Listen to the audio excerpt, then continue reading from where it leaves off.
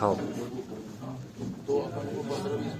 पर साइन होना बाकी है और उसी का इंतजार है, तो कब तक वो पूरा हो पाएगा? देखिए, आरक्षण का जो बिल के बारे में मैं बताना चाहती हूँ कि मैंने एक पत्र लिखा था सीएम साहब को, और जो परिस्थिति 58 को लेकर जो हाई कोर्ट ने उस संशोधन को जो है 2012 का जो हुआ था, जिसमें 50 से ऊपर 58 कर दिया था और उसको उन्होंने अवैधानिक रूप से घोषित कर दिया।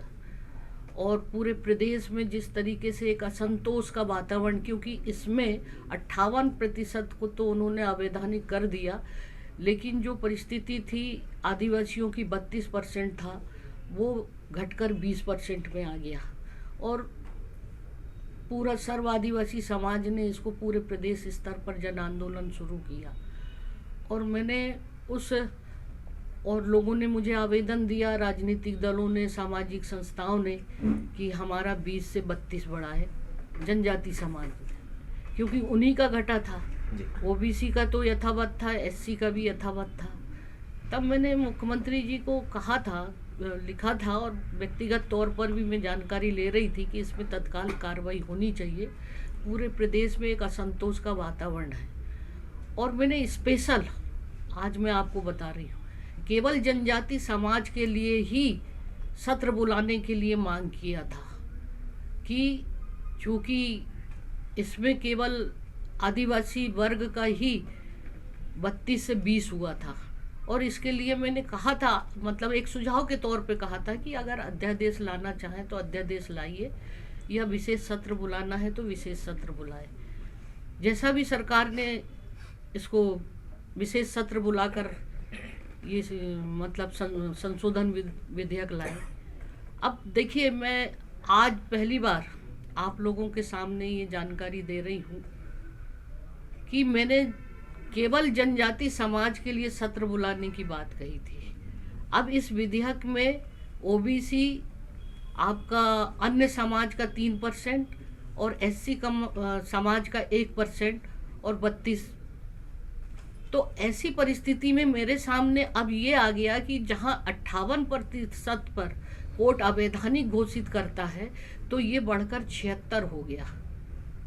अगर केवल आदिवासी जनजाति समाज का ही संशोधन होता 20 से 32, तो मेरे लिए तत्काल हस्ताक्षर करने में कोई दिक्कत नहीं थी, क्योंकि उसका जो परसेंटेज है, उसका जो डाटा सरकार के पास था, तो वो उनमें कोई दिक्कत नहीं थी। अब चूंकि 76% ओबीसी का और 13% एससी का और अन्य का, ऐसे 76%, तो ये जो एक तकनीकी पहलू आया है कि मेरे सामने ये देखना है कि क्वांटिफाइबल जो डाटा है, वो उस डाटा की जानकारी लेना। दूसरी बात है कि जो अन्य समाज का जो हुआ 3% का, उसमें किस तरीके का ये डाटा तैयार किया है। तीसरा, ये तमाम जो है ट्राइबल का जो रोस्टर की तैयारी क्या है, क्योंकि ये सब 2012 के, तो इनका रोस्टर बना कि नहीं।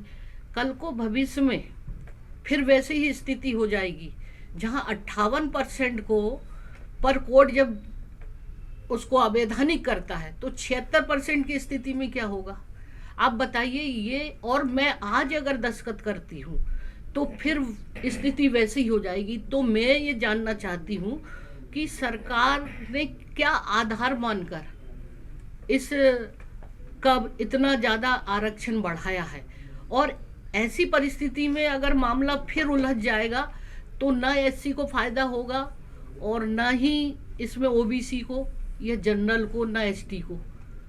तो साथ में मेरे सामने एक और चीज़ें सामने आई है, बहुत सारे सभी समाज के लोगों ने दिया, एससी समाज के लोगों ने, ओबीसी समाज के लोगों ने, अदर अन्य जो है ईडब्ल्यूएस के जो लोग हैं, और एसटी, एससी, ओबीसी, सब ने मुझे इस मामले में आवेदन देकर कहा है कि इस विधेयक पर आप जांच करें कि ये विधेयक में उनकी अपनी मांग है।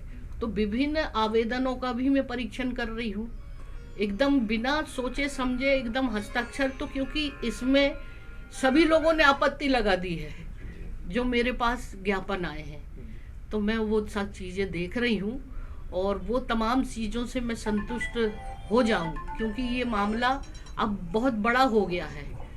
केवल ट्राइबल का 32-20 वाला रहता तो मुझे कोई दिक्कत नहीं थी, तो इसी कारण ये विधेयक को अभी मैं हस्ताक्षर नहीं कर रही। आप अगर संतुष्ट का सवाल नहीं है, बात यह है कि इनका भला, उनका साथ जस्टिस हो, किसी तरह की कोई प्रॉब्लम ना आए, क्योंकि ये मामला कोर्ट में जाएगा तो सरकार की क्या तैयारी होनी चाहिए।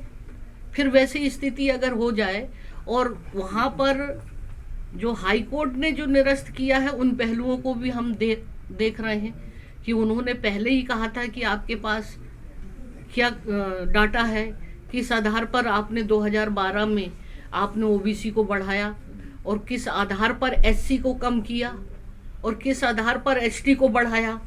और फिर दूसरी बात है कि जो प्रशासनिक सेवाओं में जो है भर्ती नियम के तहत उसके लिए आपका जो आंकड़े, जो डाटा उन्होंने टेबल बनाया था उसमें जो पदों की क्या स्थिति है, स्टेटस, और अगर कम है तो किस कारण हो, ये तमाम पहलुओं को जो है हाई कोर्ट का भी जजमेंट को भी हमको ध्यान में रखते हुए ये सरकार के सामने ये सारी चीज़ों की मैं जानकारी इकट्ठी कर रही हूँ, क्योंकि ये मामला बहुत बड़ा हो गया है। आप इस बात को मान रहे हैं ना, समझ रहे हैं ना मेरी बात को? तो मैडम ऐसे में सवाल होता है कि अगर इसमें ये परिस्थिति रहे कि एक समाज के कल्याण के चक्कर में दूसरे समाज का अगर अहित होता दिख रहा है तो ये बिल आप फिर से सरकार को वापस भेज सकते हैं? नहीं, इसमें अहित किसका हो रहा है भाई? इसमें जो जजमेंट था पहले 58% था, एससी का तो यथावत था ही, ओबीसी का यथावत था, केवल 32 से 20% आया। तो पूरे प्रदेश में ट्राइबलों ने तो आंदोलन किया था ना, उनकी मांग थी जो, तो या तो मतलब जो भी कुछ इसमें आपने संशोधन जैसा भी लाए हैं, जब 58% के ऊपर अवैधानिक घोषित हो रहा है तो 76% पे क्या कर सकेगी सरकार, ये मेरा प्रश्न है। आप खुद सोचिए ना। तो इसमें 1% केवल ट्राइबल का मामला नहीं है, सभी के लिए है। अगर कोर्ट में जाएगा तो सभी का होगा, केवल एसटी का ही नहीं होगा। तो मौजूदा स्वरूप उसमें भी दस्तखत करना अभी आप उचित नहीं समझ रहे? हम तकनीकी पूरी चीज़ों को मैं जब तक देख लूँ, समझ लूँ सरकार की क्या तैयारी है ऐसी परिस्थिति में, नहीं तो ये 2012 का और फिर अभी आकर ये परिस्थितियाँ हैं। कोर्ट से अगर किसी ने स्टे ले आया, आज मैं साइन कर दूँ, कल कोई कोर्ट में चला गया तो सरकार से मेरा पूछना मेरा कर्तव्य है कि आपकी क्या तैयारी है ऐसी परिस्थिति में। आपके पास सारी जानकारी के तौर पर जिस आधार पर आपने किया है, तो क्या मैं इस सब चीज़ों को आकलन नहीं करूँगी? और जहाँ तक सवाल ये है कि मैंने जो परिस्थितियाँ 58 की हुई थी उसके तहत ही ये मामला उठा आया सामने, तो पहले 58 का भी तो क्लियर बताएं।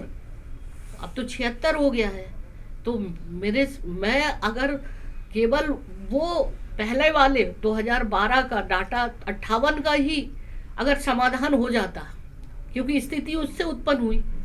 अब ये दूसरी बात है, शासन ने और शामिल कर लिया, तो वो फिर आधार तो मुझे जानना है ना। 58 वाली स्थिति रहती तो मुझे कोई दिक्कत नहीं थी। तो इसलिए ये जो है मुझे पूरी तकनीकी और पूरी सरकार से ये जानकारियाँ मैं इकट्ठा कर रही हूँ, और रोस्टर की क्या स्थिति है, आप आगे अगर ये पास होता है तो रोस्टर आपके पास है कि नहीं, तमाम पहलुओं को मुझे तकनीकी आधार पर ये सारी जानकारी, और जैसे ही अगर मुझे लगता है कि ये इस मामले में सरकार की पूरी तैयारी है, पूरे सही तरीके से डाटा है, सब कुछ है, तो मुझे कोई दिक्कत नहीं है कि सभी का, इसमें केवल एससी एसटी का ही नहीं मतलब भला हो, सभी का, चाहे वो एससी हो, चाहे ओबीसी हो, चाहे जनरल हो। तो अभी तो उन लोगों ने, जनरल लोगों ने भी मुझे दिया है कि इसमें हस्ताक्षर नहीं करना। हमारा 10% का 3% क्यों? तो ये तकनीकी तौर पर जो भी सरकार के पास डाटा आया होगा उसके आधार पर उन्होंने किया, लेकिन मुझे देखना जरूरी है, ये मेरा काम